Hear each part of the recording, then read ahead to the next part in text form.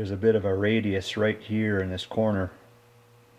So I'm trying to clearance the opening here so that it fits flat in the square tube, because if it doesn't fit flat, then it puts unnecessary stress on the weld that I'm going to do on the back side. So I'm going to have to take a little more off the edge to make this work.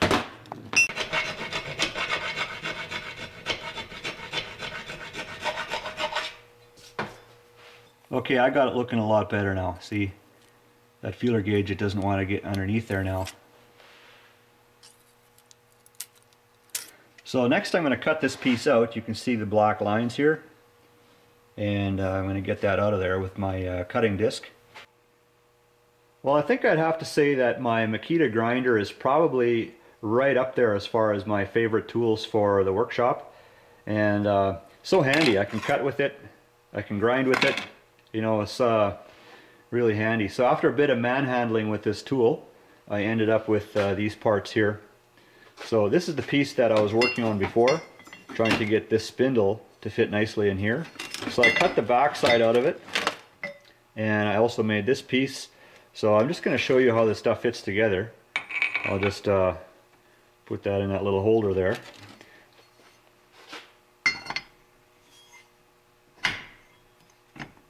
So now you can see what it looks like on the back side, and you can see the spindle actually protrudes through the through this square tube here. And then I also made up this piece. So what I'm going to do is weld this all up nice around here, and when I'm done with that, then I also put this piece in, and it acts like a bridge. If it would just stay standing. So it acts like a bridge.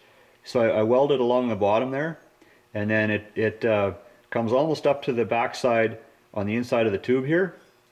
And then what I do is I notch little slots into the lid that line up with that bridge, and then when I put this on there, then I can see through here and into that bridge on the inside, and then I fill this in with a weld also. So let's go have a look at one that I already have almost complete.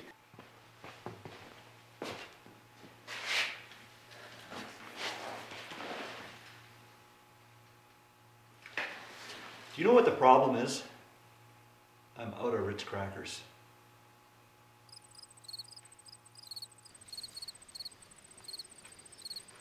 So here I've already got the spindle welded on, and then after that I welded on that center support bridge that sits on the inside of that tube. So there's a number of ways that I could go about building a spindle setup for this application, and this is the plan that I came up with.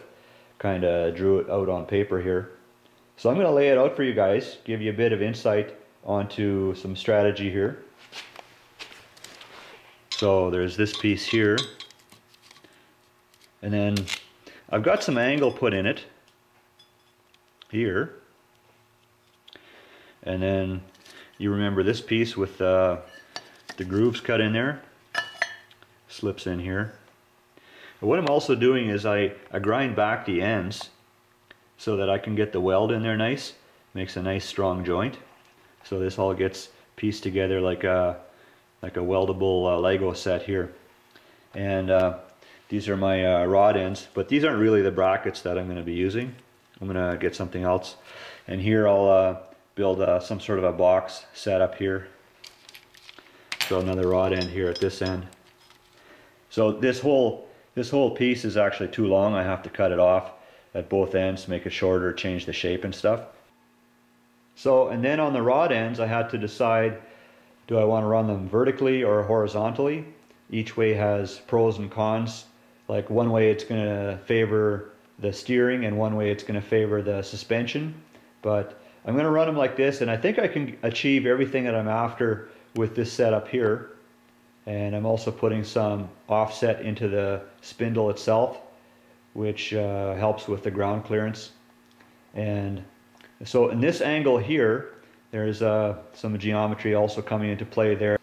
So, and it has to do with the steering axis inclination. So I'll probably make a video, you know, once I got the suspension more in shape, kind of make a video on what's all going on here with the geometry, stuff like that. There's like one left under the bag. It's probably like 4 weeks old.